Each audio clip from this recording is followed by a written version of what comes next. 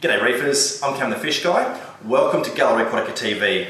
Today we're at one of our favourite tanks, Magic Mountains. We're going to be looking at the pH of this system, at a new way of checking the pH, and we're going to be doing something to raise the pH safely in this tank.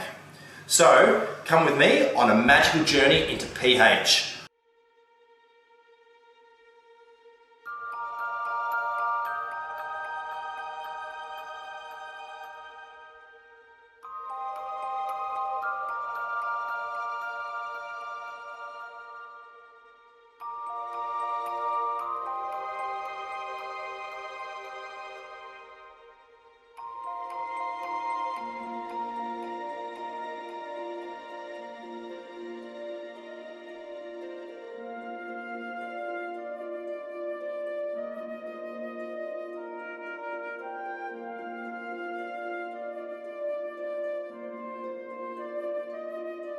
Magic Mountains has always had fairly good water chemistry.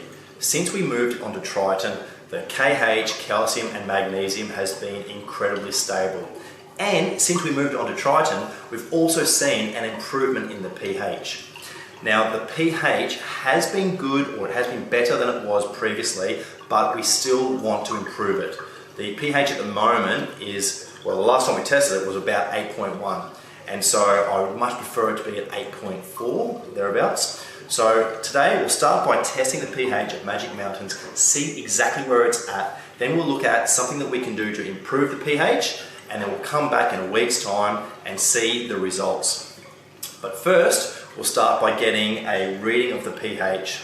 Now we have a relatively new way of measuring the pH to Aquatica, a Hana Checker for pH. Now we've been selling this for quite a few months, but this is the first time that I'll actually get a chance to use it myself. So I'll take a sample, I'll put it through the Hana Checker, and we'll see exactly what pH this system is sitting at. The Marine pH Hana Checker is one of the easiest Hana Checkers to use, and in fact there's only one reagent. So we've got our checker. You get two little vials. I'm only going to use one today. And I'm just going to start by filling up our vial so that the bottom of the meniscus is sitting on the line. So that's perfect. So with Hana Checkers, you want to make sure that the vial is clean and dry. So this is a brand new vial, so I know it's clean, and I'm just drying it on this clean towel. So there we go. I'm going to put this sample into the Hana Checker. So this is without reagent. I'm going to press the button once. It says add C1, so C1 is in there. I'm going to hit the button again, and it's going to tell me to add C2, which basically means I take out the vial, add my 5 drops of reagent, put the vial back in, and take a reading. It can take a few seconds sometimes at this point. We'll just wait for it. Okay, add C2.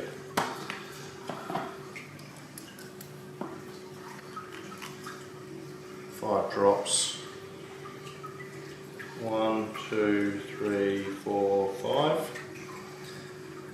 So you want to be careful you don't contaminate your sample.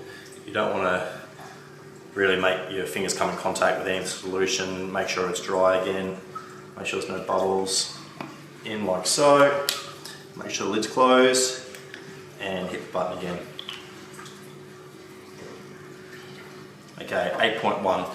So that's exactly where I thought the tank was at. Now, as I said before, I'd really prefer it to be more like 8.3, 8.4. Now, of course, you do get fluctuations in your pH throughout the day, but I do find that this is typically where the tank is running, and I definitely want to increase it. One of the big things that will decrease the pH in your aquarium is the amount of CO2 in the water. Now, the CO2 is produced by fish through respiration, but it's also coming in through the atmosphere. And one of the main ways that CO2 is actually infused into the water is through your protein skimmer. Your protein skimmer is effectively a big reactor that's sucking in air through the venturi and mixing it into the water. So if there's a large amount of CO2 in the atmosphere where the skimmer is sitting, it will draw that into the system and put it into the water, reducing the pH. So what we're going to try today is a CO2 scrubber. This is effectively a way of reducing the CO2 that's drawn into the skimmer and hopefully to reduce the amount of CO2 in the system, raising the pH. So let's have a look at the CO2 scrubber that we've got today. This is the canister that we're going to attach to our protein skimmer, and this is our media.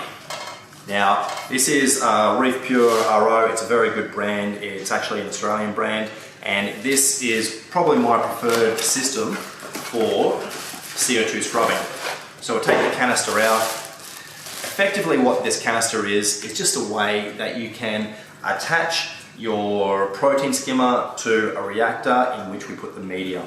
So I'll quickly put this together and I'll show you how it looks, and then we'll take it downstairs to where the protein skimmer is and we'll attach it to the protein skimmer.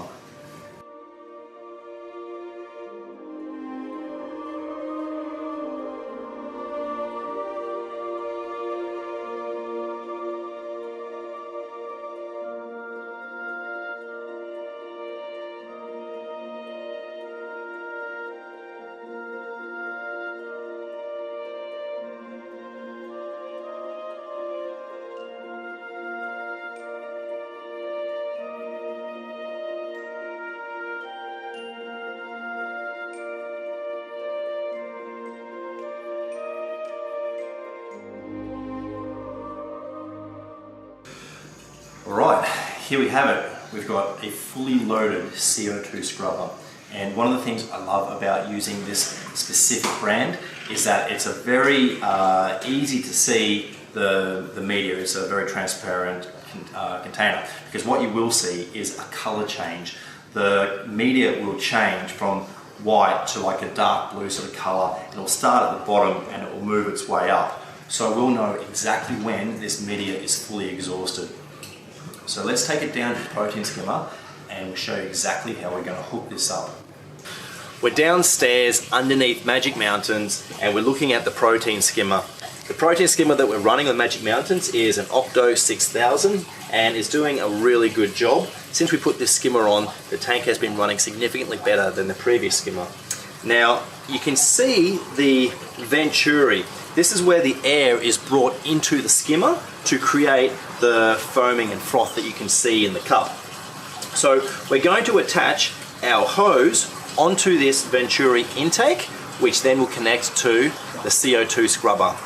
So we're going to start by feeding this hose through,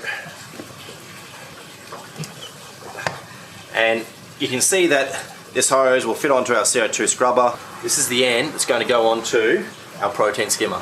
So I'm just going to feed this down onto that venturi. Perfect, like so. And I might get a zip tie, I'll put on that one actually. I might get a zip tie or something just to hold it there in place. It's maybe a little bit looser than I had hoped. And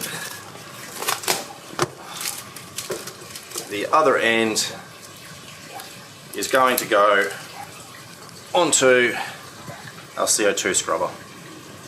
So the air will be brought through the intake, through the media, and drawn down into the skimmer with significantly less CO2 than if we weren't using this. So now we've got it all hooked up, we'll come back in a week and we'll have a look at the results. So here goes. Anything above 8.1 and I'll be happy. Okay, it's 8.2. So it's not a particularly dramatic increase in the pH, but it's good to see that we have somewhat of an improvement. Let's talk about the other things that we can do to help to improve the pH. Our experiment using the CO2 scrubber to improve the pH on this system has shown a slight improvement. We'll continue using that system to help to reduce the CO2 in Magic Mountains and increase the pH, but we'll also look at other things that we can do to improve the pH. We'll look at the water chemistry of the tank, we'll look at the flow, we'll look at a variety of other things, and what I will definitely do is start to add marine buffer into the RO top-up system. By adding a pH booster like the marine buffer into the RO water, we'll have a constant feed into the system, and we should have some good control using that on this tank. But that's it for today's episode of Gallery Aquatica TV. Thank you so much for watching. We'll bring you more from Magic Mountains in the future. I'm Cam the Fish Guy. Happy reefing.